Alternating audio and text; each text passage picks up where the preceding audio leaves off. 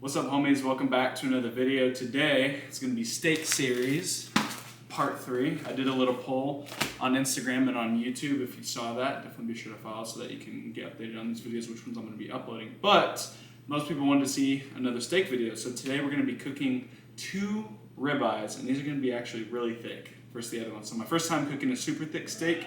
So hope you guys enjoy this video. Definitely be sure to leave a like, comment, subscribe for more as we are on the road to cooking the perfect steak. So let's get right into it. Okay, so we got 2 steaks right here. As you can see, these are super thick. And the reason why mainly is we're doing a reverse sear method. And the reverse sear method for steaks is basically cooking it a little bit in the oven. And then once you cook it in the oven and it's cooked internally and a little bit externally, you're gonna throw it on the grill or on the pan and sear both sides of it so you can get a good crust. And then the inside will ideally be like the perfect temperature and the perfect amount of cookedness, if you wanna call it that. But the thing is about these super thick steaks is I didn't know they were gonna be this thick. So this is 2 inches.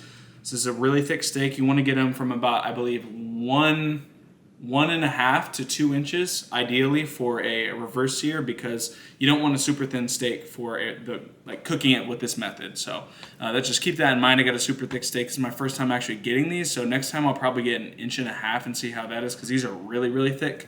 But I think these will cook fine. It'll probably be even better so that they stay juicy. But either way, we're gonna go ahead and do our classic seasonings. So for this one right here, I'm gonna hit this one with the classic salt, pepper, and garlic powder.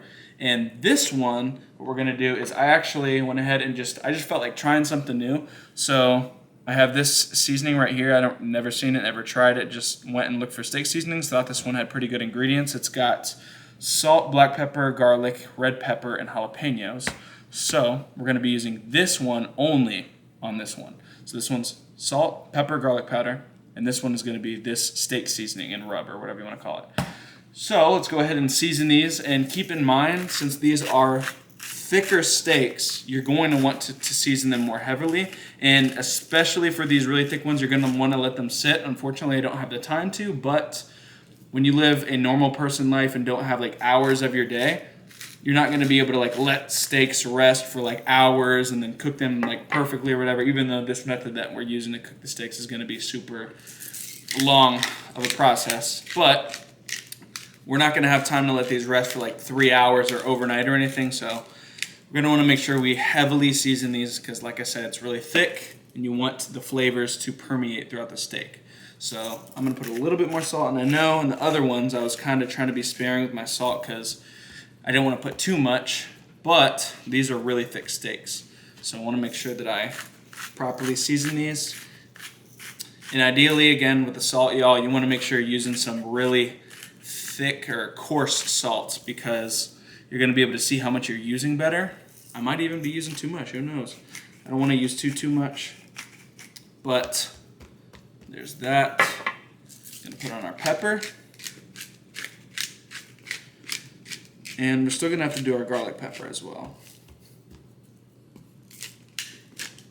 Okay, and then you're also gonna wanna make sure that you hit the sides as well, but we'll probably get those last. So now that we've got those 2, let's go ahead and hit it with some garlic powder.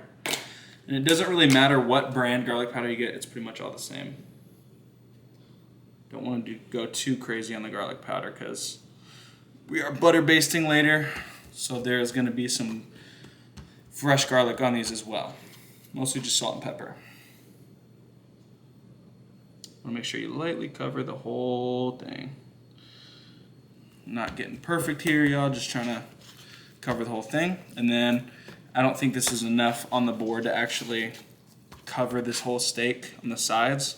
So easy trick is just do it straight on the board in a flat line.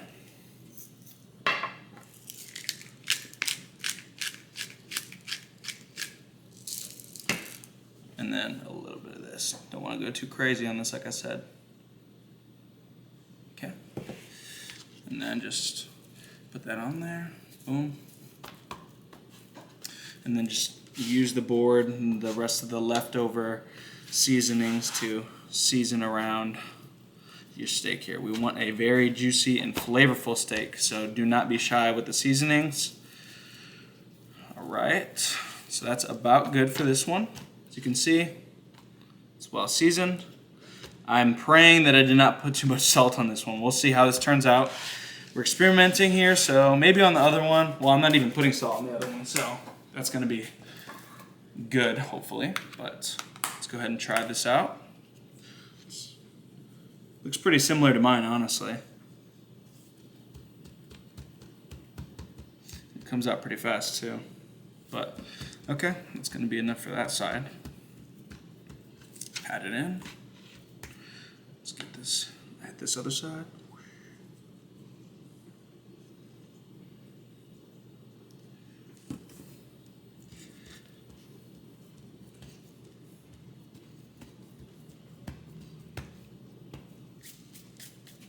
Maybe we'll do like a little bit more, just since it's a really thick steak.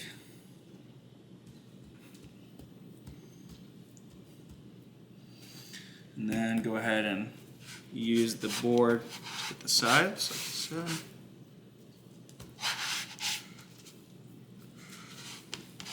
Do not let any of the seasoning go to waste unless you put too much.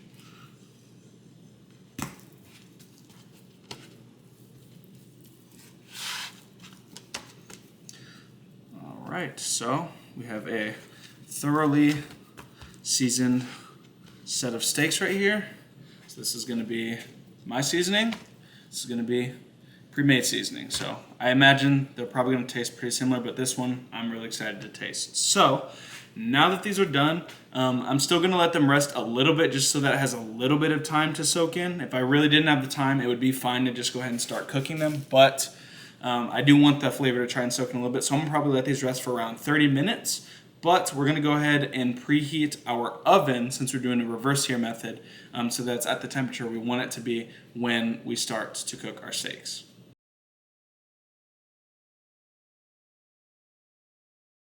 Alright, so while the steaks are resting, I'm going to go ahead and start preheating our oven. If I am correct, actually, suck my... Alright, so while we let those steaks rest for a little bit, I'm also kind of just letting them come up to room temperature. If you watch any of my other videos, when they are closer to room temperature, they're usually going to cook more thoroughly, because they're all going to be the same temperature throughout the whole steak, rather than the inside being colder than the outside and all that. So just kind of letting them like warm up to about room temperature before we throw these in. But while they're resting, we're going to go ahead and put this oven at about 275. This is kind of around the ballpark of what you're going to want to put it at whenever we do a reverse sear in order to get a medium rare. For some people, they're going to want to do it lower and cook it for a little bit longer, but I don't want to take even longer, because like if you put it lower, you're going to have to cook it for almost upwards of an hour, just it's sitting in the oven. And we don't want to put it in there for too long just because I don't feel like waiting. But I'm going to preheat your oven at 275 degrees while your steaks are resting, if you're letting them rest. And if not, just preheat it to 275 Fahrenheit. The oven is done preheating. I've let these sit for about 30 minutes. So what we're going to do here is you're going to want to get a wire rack and put this in there with a wire rack instead of just putting it flat on here. Because if you look, if you put the steak flat on there, no air is getting underneath the steak, so it's not going to cook the underside of it properly, as well as it would if you were to use a wire rack. Thing is, I don't got a wire rack. So what we're going to do instead is we're jerry rigging it. I just got this thing from my microwave oven thingy-mabobber, my air fryer. I'm just putting it flat on top of a regular pan. I'm going to throw it in there like that. That way the air can get underneath and cook all around the steak, so it's not sitting flat on top there. So we're about to throw these in there, but first things first, you're going to need one of these or one of these. So these right here are the old-fashioned ones. You're probably going to want an electronic one. It's going to be more accurate. It's going to be an instant read versus this one that kind of has to accumulate and slowly reads it. And you're definitely not going to want to guess. If that's all you have and you don't have time to buy one of these, maybe I can tell you about how long it takes for my steak that's 2 inches thick to heat up to the proper internal temperature, which is going to be 130 degrees. But we're gonna set this to 130 degrees and we're gonna insert this into the steak. So you're gonna wanna put it right in the middle here. I'm just gonna go ahead and shove that right in there. Boom. And there we go. So you're gonna wanna put that right in the center of the steak, just like that. And you're gonna wanna throw that into the oven until it's at 130 degree internal temperature so that we can get about a medium rare. So we're gonna go ahead and throw these in there. And this should be heat protected, this thing right here. And let's go ahead and fix that, our jerry rig thing. There we go. And you're gonna wanna put it in the middle rack. So let's go ahead and do that. Shut this oven. And I'm assuming it's probably gonna be around 30-ish to an hour. Some people say that, and they put their temperature at about 250. It takes it about an hour. Some people say 275 takes about 30 minutes. We're not gonna know for sure, so that's why using one of these is gonna be super important. That way you know how cooked your steak is before you pull it out. Because if you're guessing, it could be undercooked, it could be overcooked. But yeah, so we're gonna wanna wait until this is at 130. But let's get our garlic, our rosemary, and our thyme ready before we finish cooking these steaks. Before we smash our garlic, go ahead and we're gonna use salted butter this time. Hopefully I didn't oversalt the steaks. I think you're actually supposed to use salted butter. So get out a stick of salted butter and let that sit as your steaks are cooking. That way it's completely softened by the time we go ahead and cook our steaks so we can butter baste with this properly. But like normal, we're gonna go ahead and get our rosemary and our thyme. And as you can see, this thyme is looking a little wilted and sad for sure because it's kind of old and I probably should get more, but that's all we have right now. And like I said, in the real life setting, you're not always gonna have perfect materials, so you gotta make do with what you got. So maybe I'll use a little bit extra since it's a little bit wilted. It's probably gonna be less potent. So I'm gonna probably use about two big size sprigs, maybe 3 with like a light one on each. So let's get 2, here we go. This is 3, 1, 2, and this one right here for this steak. And then I'm gonna get 3 cloves of garlic each, as well as, it smells about good. I think one of these is fine. A big sprig of rosemary for each of these. I probably need more rosemary as well, but I think this will be fine right now. As you can tell, the color's kind of discolored. It's not as bright. It looks a little bit more less colored on this one. This one looks like darker green and wilted. So you're gonna want fresh ones, but that's all we got right now, and I think it's still gonna be fine regardless.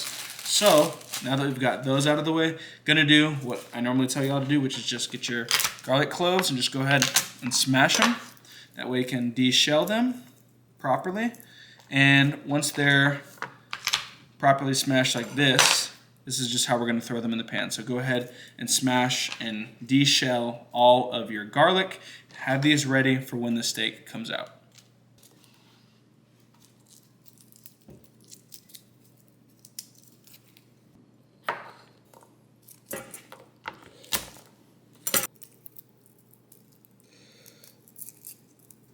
Okay, so if you have ever cooked with fresh garlic like that or minced garlic, you know that the smell of garlic doesn't go away a lot of times, even when you use soap. So what you want to do is lather up with a lot of soap, just use some Dawn dish soap, whatever. And if you have I don't know if this is it stainless steel? But if you get stainless steel, I believe, something about the chemical reaction between the garlic in the stainless steel and the soap all together actually makes the scent of the garlic come off. So if you get a bunch of soap on your hands, just, I know it looks stupid, but rub your hands on the side of like an aluminum, or not aluminum, stainless steel sink or some kind of stainless steel, and then rinse your hands off. The smell should be gone. Voila, like magic. Okay, so now that the steak is almost done, go ahead and get this pan out because we're gonna want to get everything prepared. It's not like you gotta throw the steak in like as soon as it's done, like immediately, but you don't wanna like keep the steak sitting around after it's cooked before we start searing the steak and cooking it in the pan. But just in general, get everything ready. So I'm gonna go ahead and get all these fresh herbs right here. Got our butter right here for whenever we butter baste. And then we're gonna go ahead and hit it with our avocado oil. And like I said, I use avocado oil because it has a higher smoke point than extra virgin olive oil or regular olive oil, whatever. But we're gonna go ahead and just get everything out and get prepared because the meat is about to be done. Now that our steaks are done, we're gonna go ahead and take these out right here. Just be careful not to let them fall because we got this mug Jerry rigged. Don't forget about that. So this is gonna be the steak with my seasoning, and this is a steak with the pre-made seasoning. So let's go ahead and take this out very carefully. Nice, looks very juicy. Let's go ahead and turn off our thermometer. Set that to the side. Doesn't matter how you do it, just set to the side. And let's go ahead and get started with the steak. All right, so we're gonna go ahead and put this close to high, not all the way on high because we don't need it there. So just a little bit lower than high heat. And this time we're gonna go ahead and add our oil to begin with. I'm gonna add a very generous amount because I really wanna make sure I get a good sear. So I'm putting a lot of oil here. Maybe even a little bit more than that. Shoot, who knows? But the reason we're gonna add the oil before is because I don't wanna be guessing how hot the pan is with my own eyes before I put the oil in, because if the pan gets too hot and then I pour the oil in and it's just too hot, it's automatically gonna burn the oil, which we don't want. So I'm gonna let it heat up with the oil in it so I can see once the oil starts shimmering, so when you can see in the light it's almost like about to start smoking, that's when you're gonna wanna throw in this steak. So throw in the oil, put the heat close to high, and get ready to throw these steaks on. Also, make sure you have 2 half sticks of butter. These are really big steaks, so I'm gonna use a half a stick of butter for each one. May seem excessive, and so might the oil, but you just really wanna make sure you don't have not enough, because if you don't have enough, it's more likely to burn, and for the oil, it's less likely to sear evenly, and we want a really good, thick crust. So we're gonna do the fat cap first, so that's this big side with fat. Let's go ahead and keep it, and maybe lower it a slight bit so it doesn't get any hotter than it currently is. And let's press that down. It's gonna get really smoky, and it's gonna add even more oil in there with this fat, so you're gonna wanna probably turn on some fans in the house because it's gonna get really smoky in here. So just keep that pressed down for a good while until it's nice and golden brown. Just like that. The fat cap is done. So we're gonna wanna go ahead and lay our steak away from us so we don't burn ourselves. And keep that pressed around. And also just don't be afraid to keep it moving around. Don't be lifting it up constantly, but you wanna make sure that there is enough oil underneath the steak so that's cooking properly. And you wanna do about a minute each side. Give or take a minute and a half. Some people prefer a minute and a half. I'm trying to really get a good medium rare. I tend to seem to overcook it more than undercook it. So I'm just gonna go for around a minute this time, but feel free to cook it like more than that if you feel the need to. But we really want our steak nice and juicy. All right, let's just look at it real quick. Nice. About 30 more, 20 more seconds, 10 more seconds actually. We'll be good. All right, let's go ahead and flip this thing. Woo.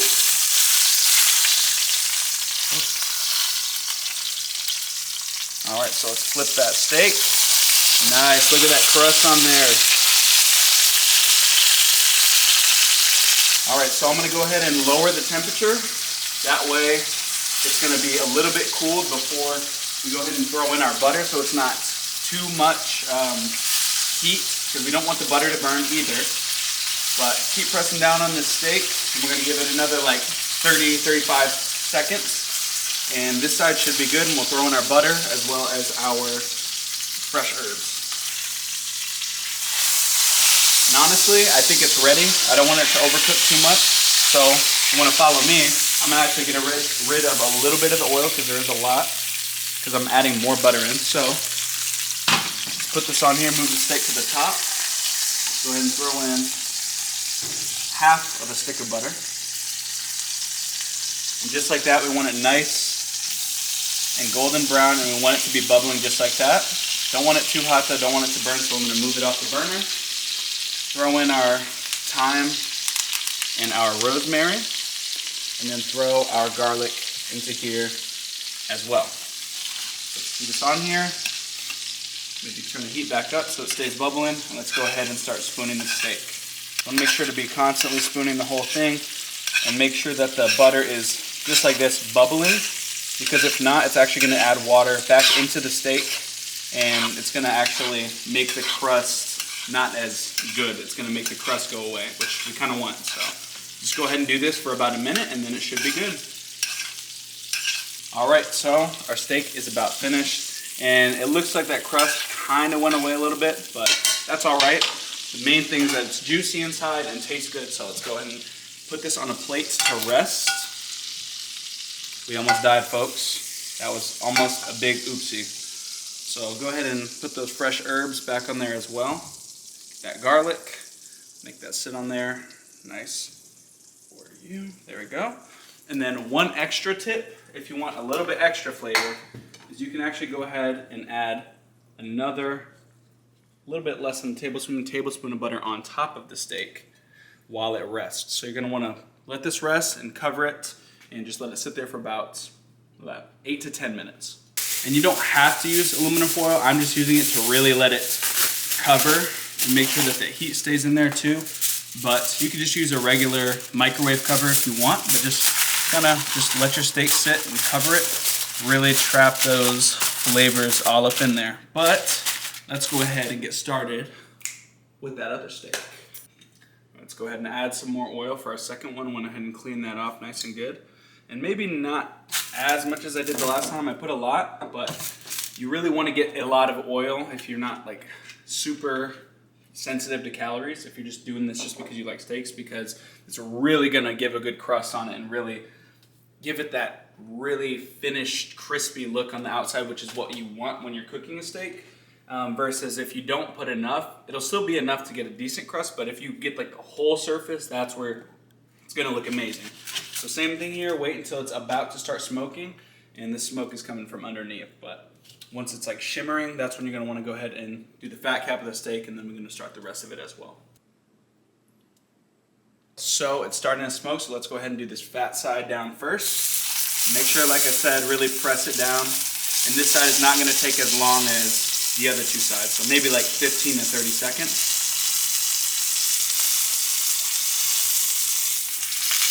Get the whole fat cap. Yeah, that's about good. That's almost too much, actually. And then go ahead and lay that steak away from you. 1 minute max, honestly, on this one. Like I said, don't be afraid to push it down. Just keep moving it around in the pan. Make sure it's getting cooked evenly.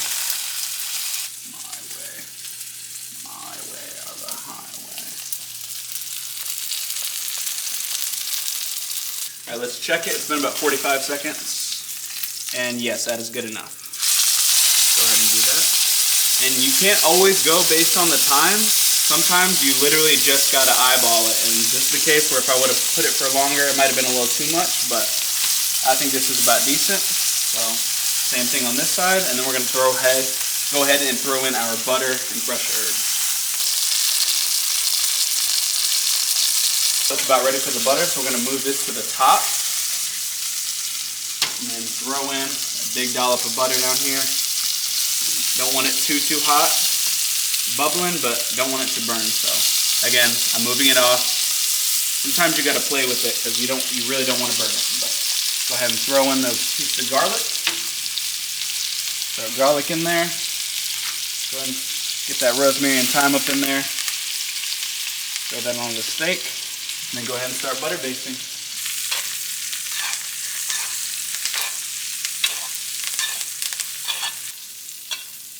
Ooh, that was hot. Careful of burning yourself. All right, so steak is about done. Same thing. Just go ahead and grab that steak. Careful with the tongs, you don't want to drop anything. Put all those fresh herbs up on there. Look at that. Nice, juicy, and delicious. And then let this one rest for a total of 10 minutes. Oh my gosh, oh, that tastes good. All right, y'all, it's the best time of the day. Steak time. This is gonna be the one with the, what's it called, seasoning? The ranch steak seasoning. So I don't know how different it's gonna taste, but as you can see, it looks absolutely beautiful. Look how tender that is. That looks amazing. It's tender all around. I'm excited to taste this. Let's go ahead and get a crust test. Let's see if you can hear it. You can really hear it on the edges. It's not as much in the middle, probably because, like I said, the butter, the way I kind of butter basted it, it might have added a little bit more water on it, but that's fine. It's not a big deal. It's not like my tongue can tell the difference, but now is the real test. Let's go ahead and, I don't know if this is how professional people cut their steak, but, ooh. Motherfuckers may say this is raw, but this is definitely a medium rare. This actually might be kind of rare. I ain't gonna cap. Maybe I was going for medium rare, but actually, let's cut another slice off. That actually, I think that's actually medium rare. Let's go. Let's cut a few more pieces off. See how this turned out. The real test is the taste test, though, because taste is king. So this is actually a perfectly cooked steak, in my opinion. Like, that's like perfect. Look at that. Nice and juicy, tender. It's got a good crust on each side, as you can see. But now, time for the taste test.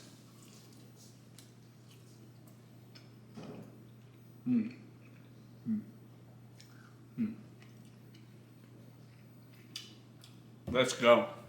Oh my goodness. That's really good. I think it could have had a little bit more salt, honestly, but it's good I didn't put too much. But the tenderness, and it's weird because it's pretty chewy still. I think it might be just the areas of the meat, but it's very tender at the same time. No, this is actually like perfectly cooked. This is perfect. My taste buds would rate this. I would rate this a 9 out of 10. Like, professional opinion. I think I could have cooked it more medium rare, so perfectly like redder in the center, pinker in the center, and not as much on the outside. But the flavor is really consistent. It's really juicy, really tender, and perfectly chewy. It's not too chewy, but just enough to where it feels like I'm eating like a really good steak. So absolutely amazing. I think this method actually worked better than my normal method, and it's probably because it's thicker. Don't know how it would have cooked if it was a 1.5 inch steak, but honestly, this was amazing. I'm ready to try the other one. Ready for steak number 2.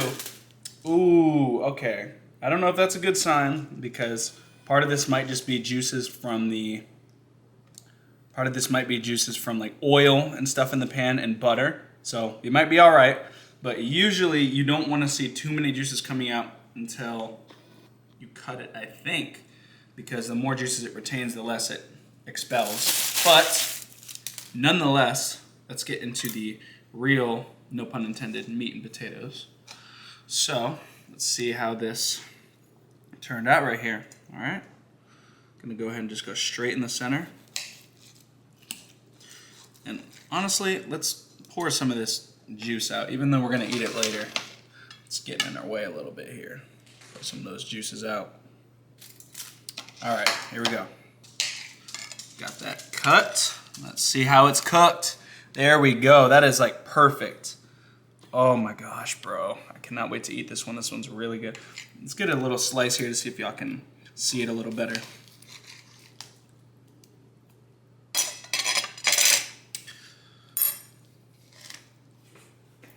Look at that.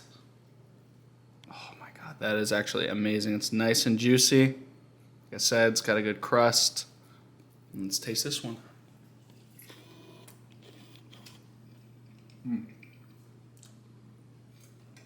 Very good again.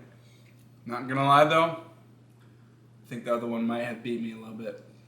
And I think it's because, I don't know if it's because I just didn't add enough and I didn't let it sit all night, because that definitely, honestly, that would have made it better. But, yeah. Honestly, the other one was more flavorful. I'm gonna keep it real. You know, salt, pepper, garlic is the basic. I think the other has more flavor. So maybe I'll start trying to add those in there. The red pepper, jalapeno, and other stuff. But it's still really, really good. I'd give it a slightly lower rating because of the flavor. Like, I can definitely taste the difference, like, if I'm being honest. Should have added more seasonings to it. But the cook was, again, really good. You can see throughout, it's nice and pink in the middle, just what you want. But I don't know if I would say that it's as good as the other one. So I'm gonna give this one probably, I'll give this one an 8.7. I'll give it an 8.7. Actually, let's give it an 8.6. Because you gave the other one a 9. But overall, they both came out really good. Listen to this crust too. I don't know if you can hear it, but looks beautiful, nice, juicy, tender steak with nice and pink in the middle. But overall, I think these steaks came out amazing. So I'm gonna eat these and I'll be right back with you. I'm actually gonna change my rating on that first steak. Like, I sat down and I ate the whole thing and we contemplated it, and that is definitely like, I'll give it a 9 point, I want to say 9.45, but I'll say 9.3. I don't want to be too generous, so I'll say 9.3, but that was like, it was really good.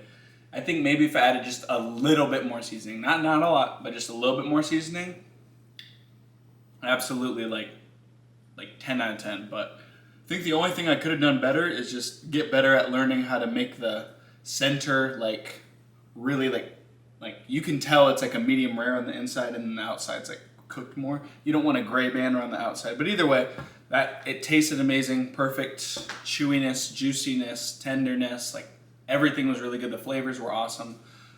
This is the best steak I've cooked so far for sure, and I see why people say that this is probably like the most foolproof method of cooking a good steak. Because even just taking them straight out of the oven, they were really like, you could feel them, they were tender and juicy, and they were almost like cooked inside perfectly.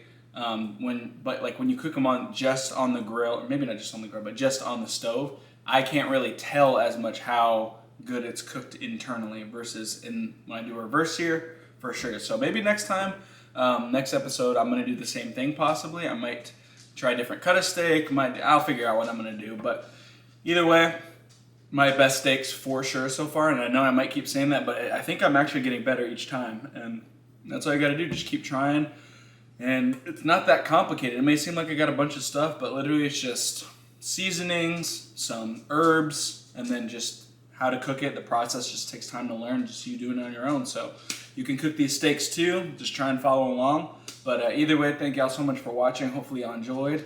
Definitely be sure to let me know if you got any suggestions on future videos, but thanks for watching me on the road to cook the perfect steak. I'll see y'all homies later.